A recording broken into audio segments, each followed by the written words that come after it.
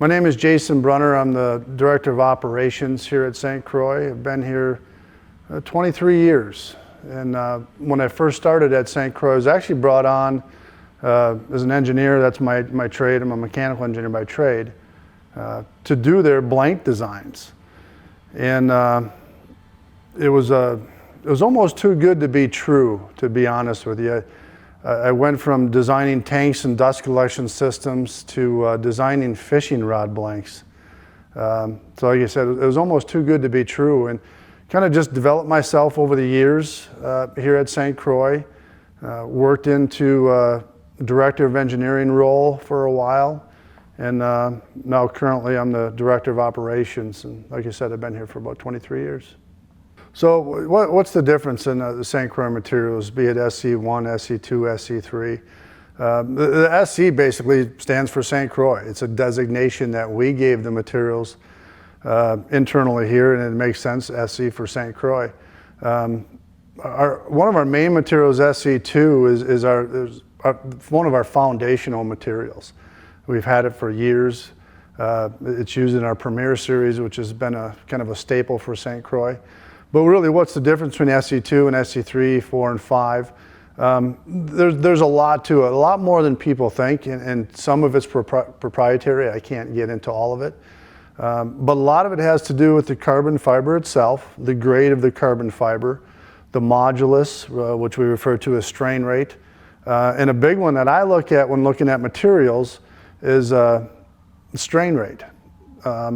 Basically, how long or how far can a carbon fiber stretch before it's going to fail? That's one of the key things from an engineering standpoint that I'll take a look at. So between SC2, 3, 4, and 5, they all have different modulus ratings or different stiffnesses. And depending on what we want a rod to do, that'll dictate what material we use. So SC3 is a little bit higher modulus material than SC4. Actually, SC4 and SC5 are very similar in modulus, but the big difference between SC4 and 5 falls into what we call the scrim. It's a scrim, which is kind of, I call it the rebar in concrete, which keeps the hoop strength of a tubular part under deflection. And there's also a resin system. So you combine those all together and you get your composite. The difference between SC4 and SC5 comes into they use a very similar fiber and similar modulus, stiffness rating, is that the SC4 uses a glass scrim, where comparatively speaking, SC5 uses a carbon matte scrim. Now the difference really comes in weight. If you fish an SC4, say a Legend tournament, and then you pick up one of our Legend Elites, you can feel the difference in weight and sensitivity. And a lot of it comes from that difference in the scrim that we use in the material. Our S1 material, our structural glass or S-glass material, we've had for a long time. It's changed over the years. Not only the material itself has changed over the years, but how we use it has changed dramatically over the years. S-glass in the past, it was always considered, you'd use glass in a trolling rod, something that's very forgiving, that has a lot of strength and forgiveness. Nobody really ever thought to use it in a crankbait rod. We would pick and choose and use it in other little things strategically, but as we developed over the years and brought people in that were more educated with fishing and knew different techniques, and we started to listen to the industry, we formulated such things as Legend glass from very similar materials. It's a very durable material that can be used in a lot of different ways. And the Legend glass is a good example of that, because we were able to make a 100% all glass blank, but yet get the power and action out of it that you typically can't with the glass material because its modulus is so low. All of St. Croix's materials are proprietary. They're unique to us. We don't have a lab here where we take polyacrylonitrile and produce carbon fibers, but we work strategically with our suppliers, and we tell them what we want. We're not just out shopping as, hey, what's everybody else using type of thing. We know what we want, based off of our design process and our capabilities. So we push our suppliers a lot to get us certain things at certain times for our applications. And in all cases, they are unique to St. Croix. Nobody else is using them. They may be using certain aspects of it, but not in the combination and formulas that we're using. What technologies does St. Croix have? And I love talking about this because I'm proud of all the technologies that we have because they're true, they're real. Fortified resin system, we were able to get our supplier to formulate a resin specific for us, and we designed it around a certain cure cycle or ramp cycle in our curing oven to where when that resin starts to flow, much similar like you would see water boiling, the molecules don't move rapidly in a fashion to where they're going to manipulate or move the carbon fibers out of their structure. And it creates a perfectly linear structure with our carbon fibers to make them much stronger. So that's our FRS, Fortified Resin System. IPC is one that I did years ago, always looking at a mandrel design and how it was just straight line tapers, point A to B, B to C, and so on. And when I look at those transition points in a program that we created that's proprietary to St. Croix for our blank designs, all those little transitions to me in a perfect engineering world created a little pinch point or an abrupt weak link in the chain, I should say. So what we started to do is we created another program, and we did all of this internally with our engineering staff, using the calculus equations and all that fancy stuff you learn in engineering, to create a program that we could take and design a mandrel with a integrated polycurve. So basically those straight tapers, A to B, B to C, they no longer exist. The whole mandrel is one complete curvature. And you'll ask, what does that do? It completely changes the dynamics of a blank. Because as a blank deflects and you have those sharp transition points or something changes dramatically within the system, if those little points could talk when they're under deflection, they'd say, hey, you put this even load to me to this point, and now you're creating this stress that's happening. It's too much in one little area. So what we did is we took that out of the equation and we put curvature to the whole blank so the whole system flows together.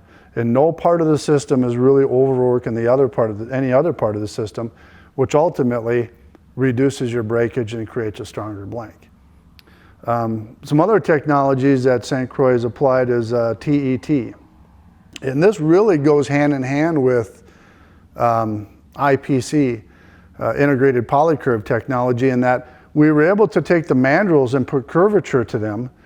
But prior to this, we used to cut patterns by hand, much like a lot of people still do in the industry. We now cut our patterns on a computerized table, a big CNC table that everything's computer controlled on the table. And we were able to take patterns and put taper enhancement technology into them, TET, and apply curvatures to the patterns and apply them or marry them to the IPC tooling to really get the ultimate blank design in terms of strength, wall thickness, power, action, consistency. It's really a combination of the ultimate blank design. Another technology that St. Croix has come out with, and really to me personally, this is one of my favorites. It took us years to develop because we had to find the perfect material for it, and that's ART technology, Advanced Reinforcing Technology. And what it is, I refer to rebar and concrete. That's kind of what ART is. It's a material that we can put into the structure and not have the fibers run parallel with each other down the zero axis of the blank, but these actually wrap around the hoop or the 90-degree direction of the blank, and it's a very light, thin weight material. And we only wrap it around once or twice, depending on the blank design. But what it does is it doesn't prevent a blank from ovaling under load, but it takes more force to get it to ovalize. And to get a blank to break, ultimately, before a tubular structure will fail, it'll go from a complete cylinder, start to ovalize, and you'll get tension on top and compression on the bottom. And at some point, you're going to get failure. Well, the ART doesn't completely prevent this ovalizing, but it takes a lot more force by a factor of roughly 10 times that we've calculated to get it to ovalize before failure. So you're adding very little weight and you're increasing the strength up to a factor of 10 by just adding this material, which is proprietary to St. Croix. Well, what measures do we take in our operational process to ensure that our anglers are getting a good product? There's a lot of things that we do.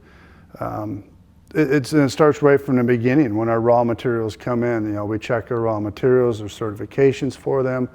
They have to be right. But really it comes down to the people that we have and the equipment that they use, which allows for the consistency in our product. We don't cut patterns by hand. We cut them on a CNC machine, very accurate. We have several QC stations within the factory. We measure the OD of our blanks in several locations as they come through. We profile each and every blank to ensure that the power and action of the blank is correct as it comes through the process. If you've ever been through our factory, we've kind of fallen in love with lasers. We use lasers in our factory to check diameters of blanks, check straightness of blanks. We even use a laser to locate the tip top in correlation with the reel seat to make sure that they're perfectly lined up. And then after that, once we put the guides on, we use more lasers to ensure that all the guides are perfectly straight on our angler's blanks.